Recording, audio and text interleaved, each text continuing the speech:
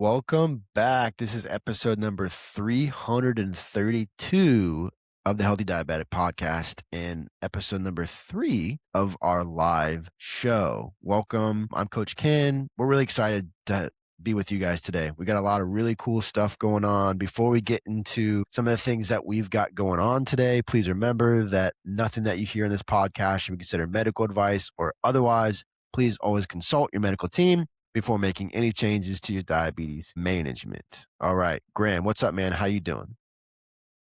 Man, powerful. I don't know what kind of question is that. Do people actually come to you? Do people come to you with a good answer to that question? Yeah, all the time. They just tell me what happened the last couple weeks. You ask them at the gym, they give you a day-by-day breakdown of how everything's been. Not a day-by-day breakdown, but if there's like anything that came up, like, oh, I did this, or I did this, or I did this, like, then yeah, it's like. How long does somebody have to talk before you know, like, oh shit, I shouldn't have asked them how their day was? Like how long? I mean, not very long, but that doesn't ever really happen. In your line of work, people never just want to talk Well, they want to talk, but are you saying like, oh man, I didn't really care about what they're saying right now? Well, I always like to do this in your profession because you see people so one-on-one. So how often are you getting? Is someone they got to talk something out, and they're just while you guys are working, they're just. Does that happen often as a personal coach? We get into like a conversation. Is that what you mean? Not a conversation, but almost like they're talking a little bit. They're just talking a lot. Yeah. That happens all the time. And you just, as the coach, as the technician, you just got to like reel it in and be like, okay, cool. Let's keep talking. But you still have to do those 10 burpees right there. How often are people just overly bitching about the workout? Really? Oh, I don't want to say never. I mean, it happens sometimes. Are people just not very often. My wife has a person that she works out with, and man, he is always laughing. I'll drive up and I'll just see him laughing, and I know it's because she's just complaining about it.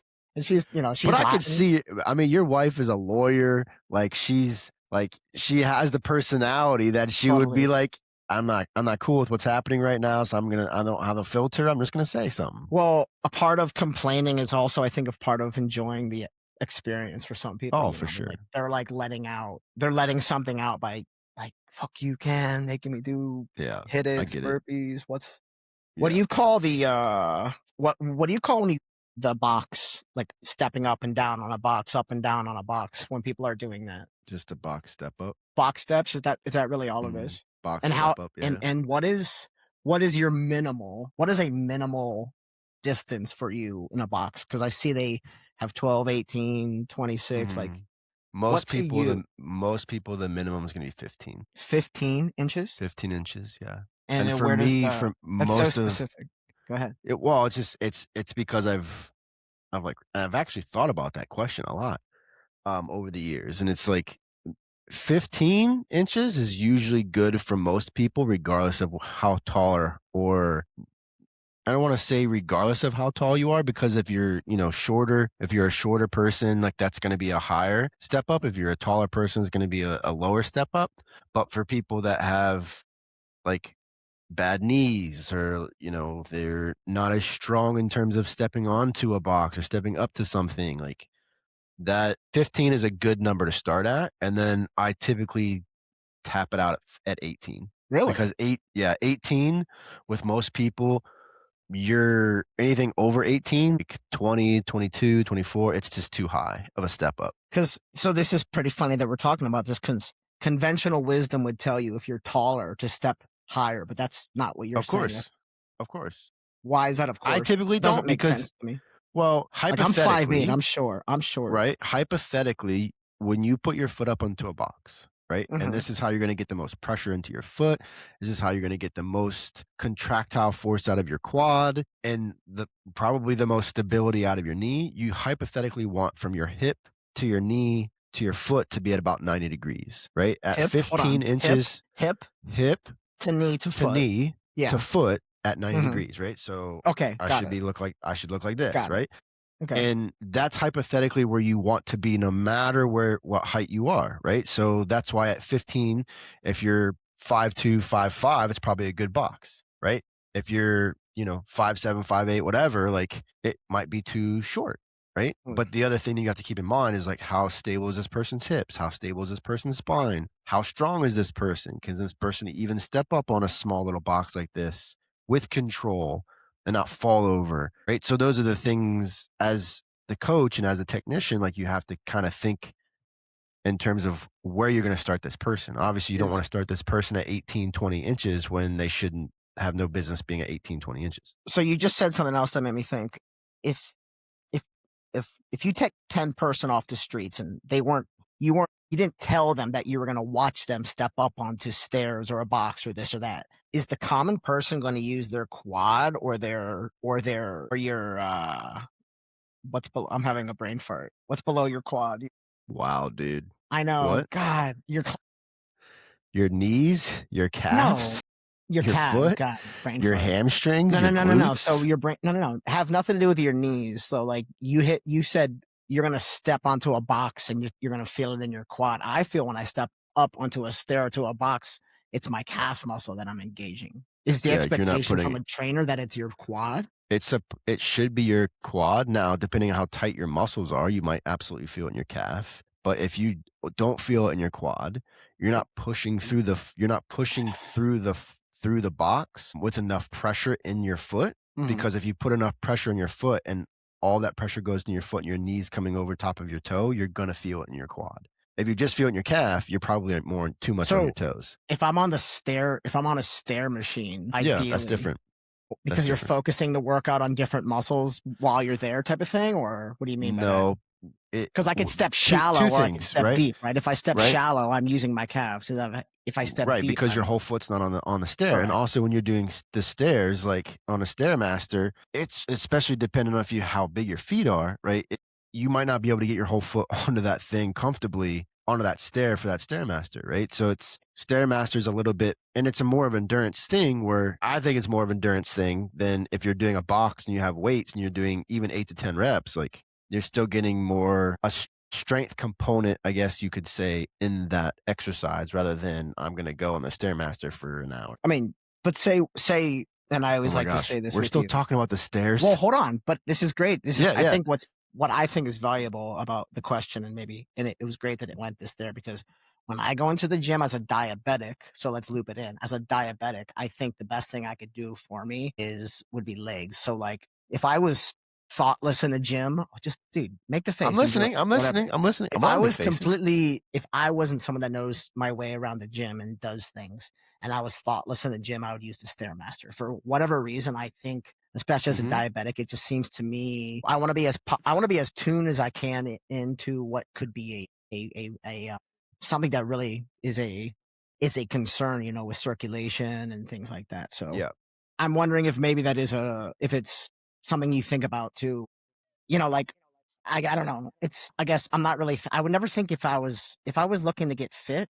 I don't feel like my upper body has anything to do with it. As a diabetic, it'd be more about A, get into it routine, B, cardiovascular, what type of cardiovascular exercise am I doing, and C, what could I do that is probably going to help me? I don't know. I feel like I'm maybe buying myself more time than doing a StairMaster over buying more time for what? Huh? Buying more time for what? I don't know. The life expectancy of a diabetic by moving and circulating and strengthening the thing. Why no? Okay. So so you're telling me if I exercise my legs every day, but I have an A1C of 10, it's gonna. But am I helping? Well, you're helping because you're just moving, right? Because my point. Because you're moving, right? So it has nothing to do with legs versus upper body. If you decide to move today as a diabetic, what are you gonna do? I'm gonna go for a walk if I've never moved before, or if I haven't moved in a long time with intention. I'm gonna go for a walk with intention, and I'm gonna get my heart rate up a little bit. I should be not out of breath, still be able to hold a conversation with someone, but I should be sweating. I should be a little bit out of breath, right? I'm going to do that for as long as I can, where I don't have pain and I'm not going to have pain the next day, right? It depends on the person. It depends on how long it's been since I've been sedentary. But as diabetic, regardless if it's type 1 or type 2, if I'm going to go move for the day, I'm going for a walk. That's the first thing I'm doing. Couldn't you maximize your effort, though, if you just had somebody that is... Have you ever done 10 minutes on the stair machine? Heck yeah, I've done an hour on the stair machine. 100%. You know what? It's not that's a bad. Going it's to not the that it's a dam. bad exercise. Hold on. The running teams, track and field, cross country, they always meet at the dam, and run the stairs at the dam. I feel like maybe what a no-brainer is, you just ask someone to put on some music and go to your local dam or find some stairs and dude, 10, 15 minutes. Am I wrong? No, you're not. It's not it's not a wrong or right answer, Graham. So this is where we all have to understand, right? So we get into this whole thought process if there's a wrong and a right answer, regardless if I'm diabetic or not. It's not even exercise. It's not a wrong or right answer, right? You're not wrong in terms of you saying like, oh, well, if I just do legs every day, like you're not wrong in that thought process. The problem is you're forgetting one other component of fitness, of exercise, of endurance, of being healthy. Your upper body, your upper body is just as important as your lower body. And it's not just about the upper body or the lower body. It's also about getting blood flow going, actually sweating to get out toxins, working on your cardiovascular system aerobically and anaerobically. Right. So there's all facets of this. This is why I talk about the 4 quadrants of exercise and making sure that you're getting adequate amounts in all those 4 quadrants based off of what your goals are. I'm arguing from the perspective of keep it simple, stupid. As I said, you can keep it simple, stupid. Hold on. You just told me now about 4 pillars and 5 directions. No. Hold on. No, I didn't say that. Hold on. Wow. My argument being, what a better idea than put yourself in an environment where people are exercising, your local, people always talk about gym. I want to say this. There's also your local rec center. There are, I know people that like something like a Planet Fitness because they could go to different ones around town, right? There's YMCA's. I go to a YMCA. So by the way, that shouldn't scare people, but go to something and have like a machine that is like, all right, I'm going to go to the gym and that's a perfect machine that's going to get me without overthinking. And again, to your point, does your upper body matter? Yeah, but in time, because what's the most important thing? In my opinion, it's the routine, right? The discipline, like forcing yourself to be uncomfortable, getting through it, staying patient. And then you feel the discipline at the end. You're like, dude, that was pretty sweet. That is to me what takes time, right? And I wouldn't want to overwhelm somebody with that. And I don't know, man, not to sound like a cynic, but I'm not going to fucking pay you to say, go for a walk, go drink some water. Like, well, you're not going to pay me to do that. Dude, I literally you're not going to pay me that to do that. You're going to pay me or someone like me that knows what the heck they're talking about the system, right? And how to utilize exercise movement with blood sugar. You're going to pay me for the expertise of the exercises and the periodization and the progressions that I'm going to put you through. And I'm making a joke, and I compliment the people that come to you because they've taken a step in their life so something that really does matter, right? So I'm being facetious, if you know what that word means, Ken. Well, yes, I know what that facetious word means. No, Thank you very much, Graham. As we got into talking, it just hit me. And you go find a box at a gym and just stand, you do the thing where it's like left, right, like just a couple times. You can do a lot of stuff with just one box. You can get a lot of work done with just one box. Correct. Exactly. Right. So, but again, it's not just about the box. It's about utilizing it in a very specific, intentional way. Correct. Right. And I'm just doing box further. But you just doing box step ups, I would argue, is not enough. Okay. Right. Maybe you're doing box step-ups, and then maybe you're doing some push-ups, and then maybe you're putting your feet on it, and you're doing some glute bridges, or then you're maybe doing your sit-ups, or whatever it might be. Like, so many things can be done with that specific box that can make the time that you're actually exercising very, very impactful on not just your overall health, but also your diabetes. But because this is the funny thing. But hold on, just doing legs every single day. Whether it's strength training, running, walking, whatever it is, just doing legs every single day is not going to make your system totally functional in the manners that is going to help you be strong. Yeah. So what is it about? It could help with your blood sugar, but also there might be a point where that doesn't work for your blood sugars anymore because your body's so used to it. So from your perspective, there is that adaptation piece. From your perspective, what is it there's like the joke that nobody likes leg day or they miss leg day. What is it? What is it that can take a person that has the habit of going to the gym and this and that, but they can't make more of a habit of legs? Is it because we're like, they want to look at the beautiful, like the pretty muscles, and they want to like see themselves in the mirror, and you don't see the legs?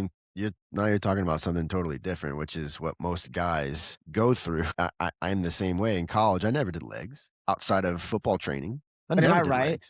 Is there the psychology? It's the psychology of like, hey, it's wintertime. We're getting ready for bathing suit season. We're getting ready for the spring. We're getting ready for the hot. What are the guys going to be doing? Abs, shoulders, thighs, back, and chest. That's it. Yeah. Right. That's literally what I did after I stopped playing. Yeah. And I was not more fit. I was not more conditioned. Not at all. I'm 2 weeks from being 40, and I notice of everything I do in the gym, I always check my pulse after a leg exercise. I never like there are times with something with the upper body, but I'm always like, damn, I got like leg press especially. But then I just heard leg press. That's like the next joke, because apparently, you could do a lot on leg press, but that doesn't mean you could squat for shit. People make fun of. Thanks. So like, I didn't know I was being made fun of, but I guess I'm being made fun of in the gym. You're not being made fun of. Who cares about those people? I care, Ken. Let me name each and every one of them. No, I'm just joking, but I obviously am aware that's also a thing too, right? Like you can fall in love then with a machine that might be a little, I don't know. But you can fall in love with something just like anything else, right? Just like at the end of the day, what you said earlier is important, right? Building the habit and the consistency of doing it, right? That's obviously the most important thing. And if someone's just a runner, if someone just likes to do legs, if someone just likes to do upper body, if someone just likes to go do yoga, if someone just likes to go do Pilates, and that's all they do, they're not doing resistance training, they're not doing anything else in the 4 quadrants, right? If they're not doing those things, that's okay, because the biggest thing that we want is movement. That's the biggest thing that we want. You're just moving. It doesn't matter what type of movement it is. It will ultimately help with blood sugar regulation. It will help with insulin resistance. It will help increase insulin sensitivity just by moving, right? Now, I don't know the science really. If you do the same thing for every single day for a year, or for however long it is, like you only do one specific thing, if you have a change or an adaptation your body goes through where what you're doing isn't working in the same way as it did when you first started it, in terms of a blood sugar thing, I don't know that science. What I do know is the more often you do something, this is why runners can go run marathons. This is why you train for a marathon, right? You go run at different intensities every single day, different durations every single day. Over time, your cardiovascular system gets better. Your muscles get used to that specific type of contraction or specific type of movement, resistance, whatever you want to call it. And then by the time the marathon comes, you're ready to run the marathon. And hopefully you're not going to get hurt, right? So the more often you do something, the better result you're going to get. Just like in diabetes, move this back to diabetes, just like in diabetes, the more often that you do something specific for your diabetes, whatever that might be, I'm going to get more sleep. I'm going to eat better food. I'm going to count carbs in a way different way. I'm going to be bolder or more aggressive with insulin. The more times you do that, one, you mentally get more confident in doing that. And 2, your body gets used to doing that. You get into a good routine and habit of doing that, of doing those things. So at the end of the day, like the more often you do something, the better result you're going to get no matter what. So I think that is the most important thing to what you were saying earlier. It's just about the consistency and routine, not necessarily about exactly what you're doing. I agree with you on like talking about the exact thing of what you're going to do in exercise. That's a more high level thing. Just go out and walk every single day. If you just go out and walk every single day, like that will help. Have you ever ice skated?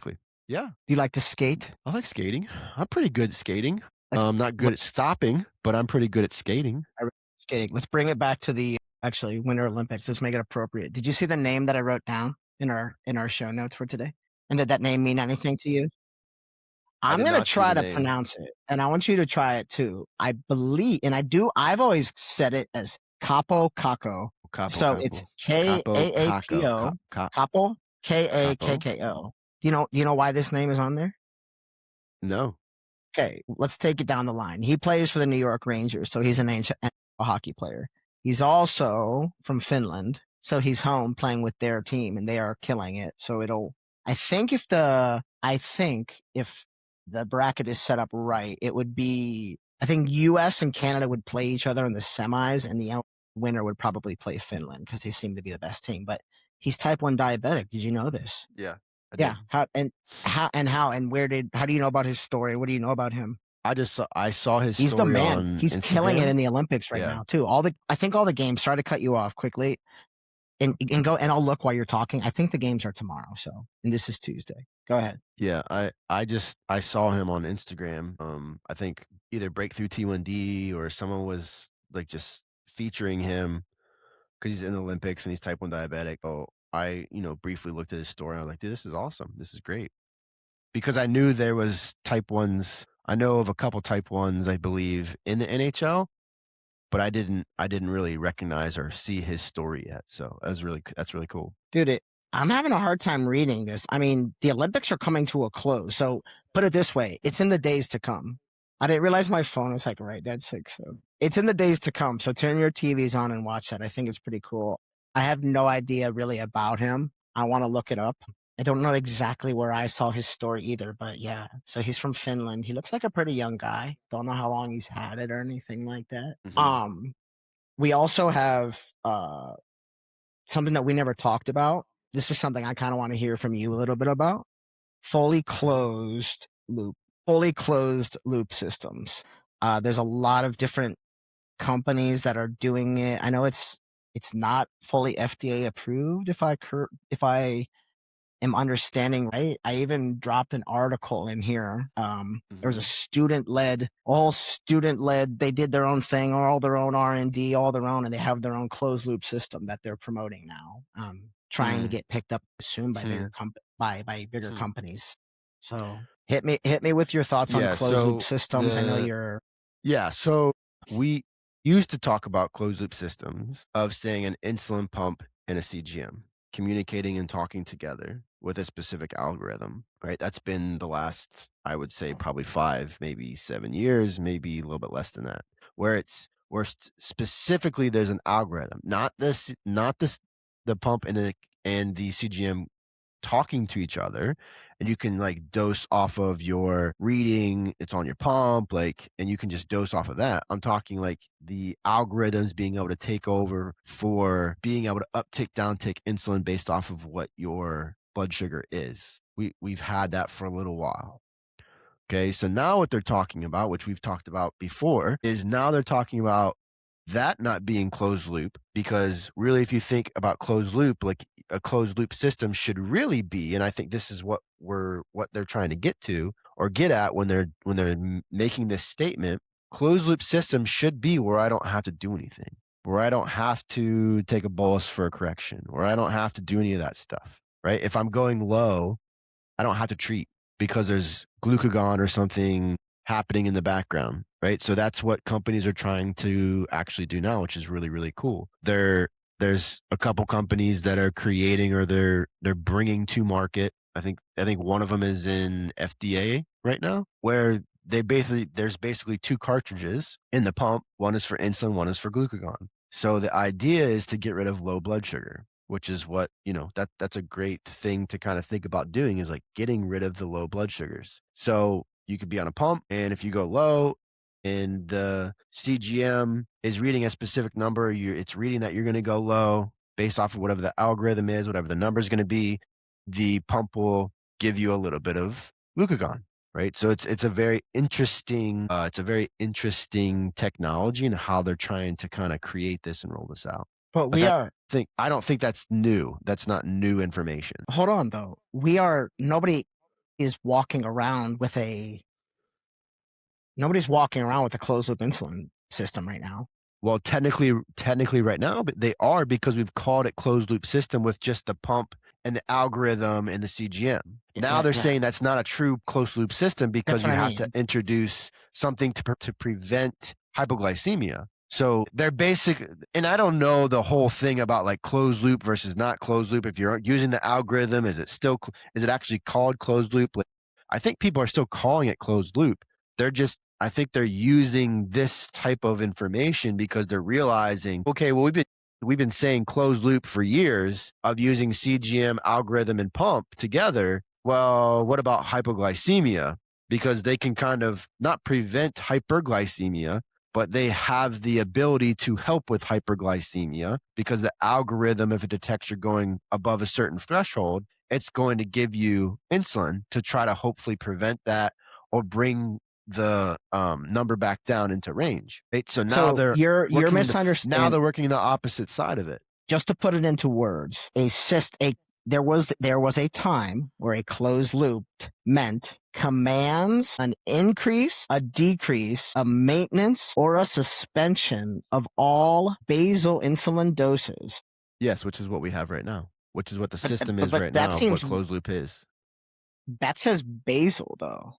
But basal, so no. So remember the difference between basal and bolus. That's only an insulin definition. An insulin pump is bolus, right? No, it's not. It's not.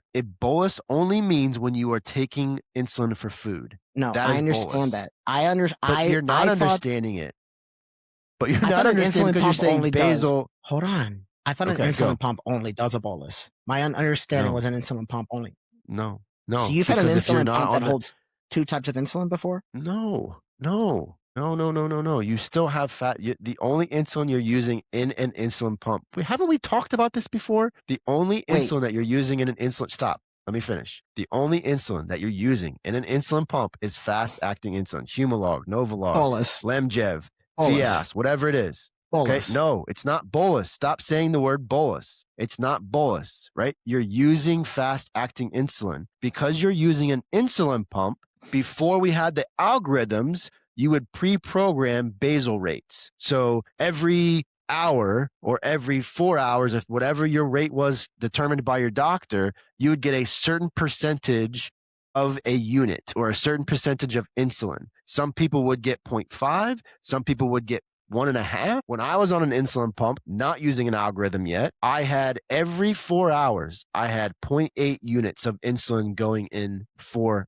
basal, right? Basal is long-acting insulin. I know why you're getting confused because you've really only ever really been on MDI, but it's okay. Don't think of long-acting Tresiba as just basal.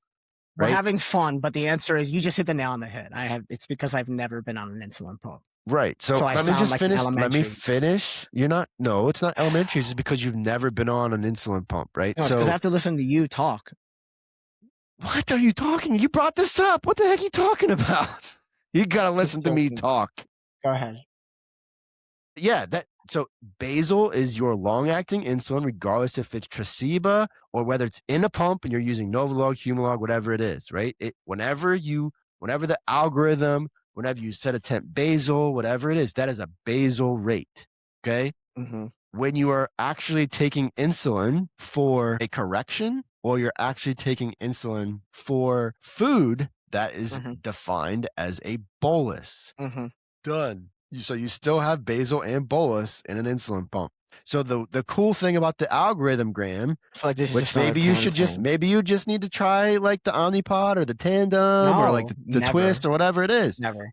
The really cool thing about the insulin pumps and the algorithms. Before I put on you are crazy to me right now. You're killing me right now, Smalls. No, the really cool thing about the algorithms is how smart they're getting of being able to detect I don't want to say predict because I think predict is the wrong word, but be able to understand where your blood sugar is going to be in 20 minutes, where your blood sugar is going to be in an hour. That's how sophisticated these algorithms are becoming, which is super cool for letting people just live their lives.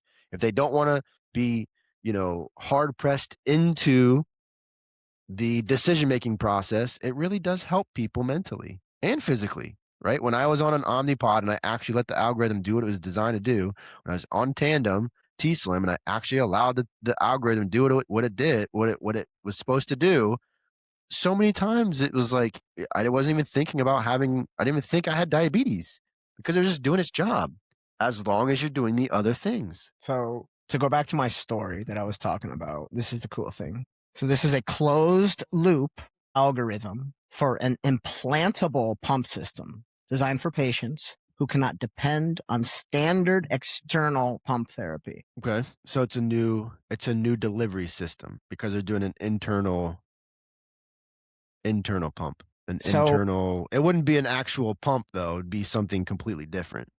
I do think, but this goes back to the basal rate. You make an argument, and I think I pinpointed where there might be a discrepancy, because there is, like, a basal is basal, bolus is bolus, right? That's just standard. Correct. But there is a basal rate, which I think that makes it a little bit more product specific. Does that make sense? Yes. So you're making something a little bit more product specific. I also do think in this closed loop system world, there is a misunderstanding of what you are saying, because I'm not saying it's ignorance on the case of general population, but we are taking it a much, much deeper step by saying, let's also introduce glucagon into this system. Because at the end of the day, just having making the little minutiae with insulin adjustments and changes has revolutionized diabetes, right? Like, regardless of having the glucagon on board.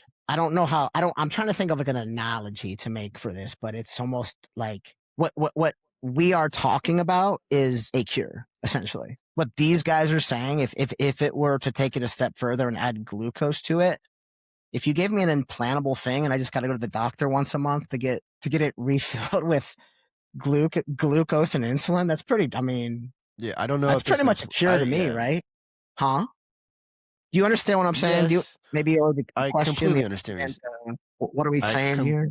Yeah, I completely understand what you're saying. I want to be transparent and saying that I have not read the article. I have not looked at much of the research in terms of the implantable, right? So if they're using glucagon or not, I don't know. Maybe it's just other form of it's obviously a different form of delivery system, because you're not putting it through the skin and all that type of stuff. So it is a different form of delivery system. When you talk about a cure, the really interesting thing about this is the different things that we're coming up with today to try to say we're curing diabetes, or do something like this where it completely takes your hands off. Doing something like the pump companies are trying to do, where you're introducing glucagon in some type of fashion. This does not have glucagon, by the way, Ken. Not to cut you off. It's the same thing that we've talked about. It cuts the insulin off. That's the type of closed loop system this is. But it's implantable. Which is the same. Go ahead. Which is the same type of system that we have now, right? So the algorithms that we have now, they are predicting or looking at what your blood sugar is going to be within 20 to 30 minutes. And then from there, you can see, are you rising? Does it need to give you insulin? Are you dropping? Does it need to cut off insulin?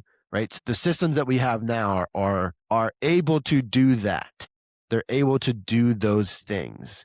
So it has become a really, really cool time in diabetes, where we have all these different types of things that are going on in the background. So I think it's really important to think about the different things that are happening, and not just the different things that are happening, and all the different ways that it's happening. And we've got pump therapy, we've got, implantable therapy, we've got isolate therapy, we've got isolate transplants. We've got so many different things that are happening that is really, really cool on the horizon. Really, really cool. Yeah, sorry. Hey, a reoccurring topic we've had kind of on this one, and I want to dive into this because I wrote it down a long time ago, and I think it's a fun one because it plays into it. Have you sat down and prompted AI with a diabetic issue? No, I have not personally. Okay, can I tell you about one? Absolutely. So if you had, let's do a bird's eye view. I'm not going to get brand specific on any of these AI platforms, but there are levels to how deep the research goes. And I one time did a pretty specific prompt, and I did the thing where it researches for like 5 to 10 minutes, and it came back with like a 6 to 10 page, man, like pretty deep breakdown. And again, to say from a bird's eye view, something that I really loved about the AI was it brought other people's perspective into the same issue versus some, like obviously it's comparing doctor speak and what a book might say, but it's also bringing in the patient perspectives. I would encourage you to do it, but B, knowing that you have prompted AI to do things, what do you think about that being a massive part about the future of diabetes? Just like talk about gathering resource. We always talk about resources and training and a lack thereof that people get. And there are a lot of evil things in the world. A lot of things you sit down on the computer are evil, but let's talk about the good of something. What does that bring to mind to you for the next 20 years of your career? What is AI going to help? How is AI going to help you? That's not good. I don't want to keep it positive. Yeah. This is a really interesting topic right now because I literally just had a really interesting conversation with my wife about AI over the last, I'd say 3 or 4 days. Maybe it was it was over the weekend. But anyways, I have very mixed feelings. We'll just say that about AI. I see the opportunity that AI brings to us, not just in diabetes, but also in for humanity. It's like there's some really cool things that potentially can happen with AI. And then there's some really, I don't know, things kind of like I'm waiting to see that could potentially happen with AI. When we talk about just diabetes and doing prompts and doing those types of things that ask questions, I think there has to be 2 things that have to be understood with this. And this goes for any type of prompt I ever give, ChatGPT, Gronk, whoever, whatever platform you're using. The first is, what type of information are you trying to get and what type of result are you trying to get from this query that you're asking? Are you prompting it the right way? Are you asking enough questions? And then the second thing is, once it spits out an answer, are you intelligent enough or do you know enough about the topic or about the query that you're asking that you can ask more questions and question what AI is telling you? Because I know I have run into, I don't know the exact examples right off the top of my head, but I know I've run into multiple things where I have queried and prompted AI to give me a answer for something. And then I found out later, as I continued to go down a rabbit hole, that the answer that it gave me wasn't actually really right. It wasn't actually really true. Just kind of spit it out. And what I did was I just queried it again. Like, oh, can you show me the article that you're referencing? Oh, well, there's not really actually an article about this. Okay, well, then why did you tell me there was an article? Right? So that is the dangerous thing about us relying too much on AI, right? And however we're going to use AI, right? Because the way we're talking about using AI is going to be completely different than the researchers using AI and the researchers trying to build a product, or the researchers trying to be innovative in figuring something out for diabetes. So I think that however you are thinking about AI, however you are thinking about using it in whatever fashion for diabetes, for life, whatever it is, be intelligent and ask questions, right? Every single prompt I give AI, I'm always asking it a question after it gives me this prompt. And that has helped me feel confident enough that the information it's giving me, either I can believe it or it's like, that just doesn't seem right to me. So I'm going to give it another query. I'm going to give it another prompt. That's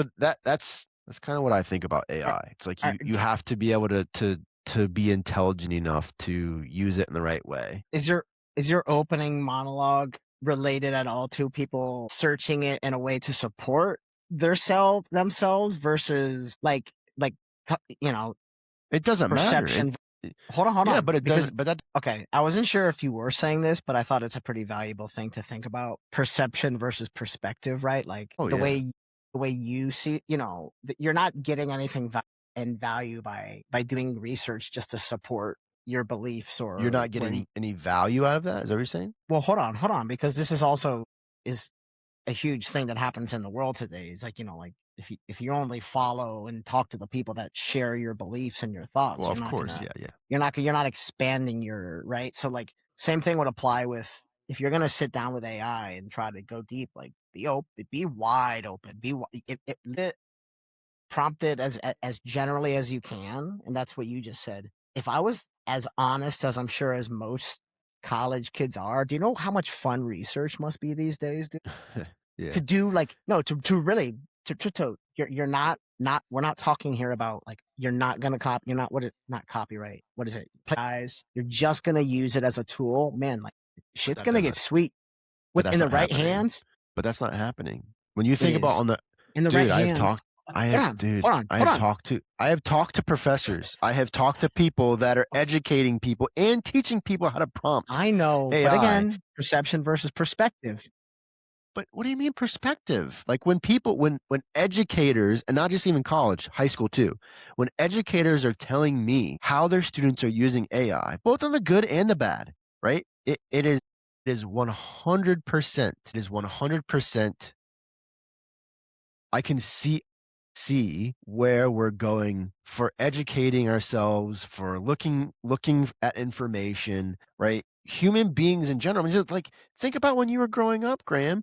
If you had a system where you didn't have to freaking spend hours in the library researching all this stuff in books, like citing all this stuff in books, and you could literally have this system say, here is the result I'm looking for. I need you to do X, Y, and Z. You need to cite all of this stuff. Do it as this type of person. Like do it as like as an English professor. Like being able to do all of that. You kidding me? I don't want to answer a question until you answer this question. Of course we would be. Hold on. No, stop. Hold on. Why would a high school kid, a college person, a college educated person, not utilize that tool to write something, right? So yes, we can utilize the tool, but are we relying on it too much? And that's the conversations that I have had with some educators. It's being relied on too much, right? So is it taking away from our creativity? Is it taking away from our creativity? Is it taking away from the needing to go to the public library and spend hours on reading up on information, and you're doing that because that's the only answer you have, right? You can't get it from the internet, right? So that's the world that we live in, and that for me, that's the other side of the coin with AI, right? It's taking away from that perspective of living as a human being and figuring something out. Now, full transparency, I use it to get a lot of information. I've used it to make my workflows every day, everything I'm doing every day. Dude, I'm on that thing every single day. I'm on that thing every single day. Hey, I'm thinking about doing this, and this. Can you give me a 5 prompt thing on how I can prompt you on this in the future? Can you give me this, and this? Like it is allowing me to move faster. But also, again, as the technician, I have to understand how I'm going to use that information. I have to laugh. That's what I'm saying. Yep. I'm focused on the first thing I laughed at and the thing that I'm still laughing about you. What's that? And okay, answer me this honestly. If you talk to 10 people and 5 said something was great and 5 said something was bad, and each of those person you had a 10-minute chat about them, are you going to leave that facility saying the thing that they're all judging or talking about, is that a good thing or a bad thing? Because 5 people loved it and 5 people hated it. No, those 5 people that said they loved it and those 5 people that said that they hated it gave me information to make my own opinion about it. But do you feel, would you go home and be like, yeah, that's probably a hate-worthy thing considering 5 people hated it? Not necessarily. It depends on what it is. It depends on what my values and my beliefs are about that thing. My point all being here, I think a lot of people that share your sentiment or your opinion are, I want to say this nicely. It's like the news. You're only talking about the negative. Like, stop. We're not talking about the negative. Hold on. No one is talking about the negative. You told me, and if what you say is true, professors are telling you the good and the bad, but you're only taking the bad out of it. And I didn't take the bad. I gave you the examples of the bad. I said in the beginning to make it good, and you made it bad. Hold on. You think it's bad. I gave you the examples of the bad from the professor, and then I gave you the examples of the good of how I use it and what I like about it. Let's go back to the last segment from the last show. Come down into my office, Ken. Lay down. Why don't you lay down on the couch? Let's talk. Dude, Counselor. Let's do it. Graham here. Are you worried that Are you worried that AI is going to take over your job? Not at all, because it can't take over human connection, man. My whole being You don't matter is anymore. Human connection. AI can try to take my job. It will never take my job. Never. Just like it will never take my job as a fitness coach. Get it. I can get you can go on AI right now and get a pretty darn good fitness program. What is it? I didn't say A-Ray. Get out of here. Ray? You can go on AI and get a pretty good darn fitness program. But the human connection is what matters. Me talking to a client, me talking to someone and troubleshooting them through their day, troubleshooting them through a crappy blood sugar, being on their side, coming with empathy and compassion. AI can't do that. At least not yet. Yeah. It cannot do that. No, I agree. And it's not going to be able to do that for a while. So me being worried that it's going to take my job in whatever capacity, like, no, it can't, because I'm in the business of human connection and meeting someone with compassion and empathy. That is literally a coach's job. It doesn't matter what field that coach is on. It does not matter. A counselor, a doctor, it does not matter. The number one job of that person is to help you with compassion and empathy. Mm-hmm. If that is not happening, for me, it's a red flag. Okay. Well, I do not feel as I would ever make an argument without having a point. My point here is and I was a history major and I loved it. To this day, I love how the current events are going to apply to everything that we all look back and read about 10, 20 years from now. That's my favorite thing. I do think it is, if I were meeting with you every week and I also went home that night feeling my high after the exercise and I prompted a couple things, I could come to you with a 10 times better question with AI on my back than I could have with just... Remember the days of like going to the library? Remember they had to like teach you how to like read an encyclopedia? Like dude, here's the thing. That's all a fucking waste of time. No offense. You learned this in 2020. Your industry came to a screeching halt. And this is another reason, by the way, I would never have this conversation with you if I didn't love you. And you've done it. I mean, you've proven this already. You've had one career and you're in your 40s, bro. At the end of the day, you can hang your hat on this chapter of your life. You know, you survived COVID. You've done it all. So we are having fun here. But that's the argument that I would make. If in the right hands, A, Ken doesn't have to go away. B, the conversations we're having are 10 times more valuable. And C, the output, what's going to come out of it is going to benefit both of us. So you're dealing. I agree with you. It's just deeper research. Essentially, hold on. It's just deeper research. I agree with you, but there's one thing that you're missing. I believe humans are evil. You're bringing too many hypotheticals into the scenario. Humans are evil. There's a lot of humans out there that are going to and probably already are using AI for very bad things. Oh God. Very bad things. So for us to sit here and say like, if this, then that, and this, like if all 3 or 4 of these points are there, then AI is awesome. 100%. Yeah.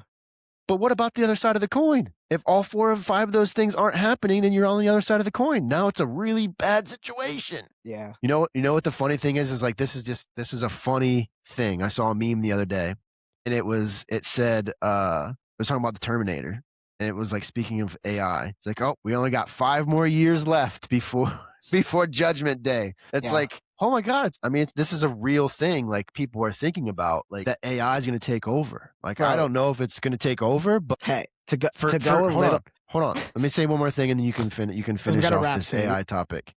Okay. So for me and using AI and what I do every single day by educating myself, by learning things, whatever you want to, I'm using it a lot right now to help kind of guide how I'm going to create these new programs. All the ideas are there, but AI can help me build marketing and build actual structure around how people want to get this information, right? So I'm using it a lot with that right now. But at the end of the day, there's so many good things about it and there's so many bad things about it. And the hope is that the goods are going to outweigh the bad. That is my hope watching how this is unfolding. I heard I heard Elon Musk talk about AI a couple years ago, and it was a very interesting thing that he said, right? And no matter what anybody thinks about Elon Musk, whatever, the interviewer basically asked him, is AI going to be good for humanity or is AI going to be bad for humanity? And his number one thing that he said is it's 50-50.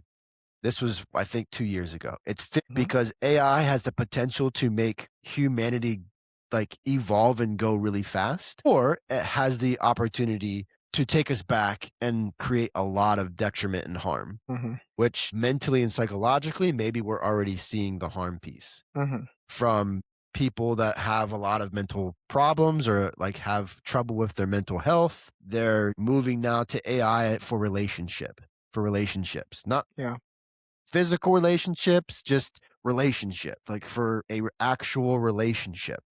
Right. So that is very detrimental. Yeah.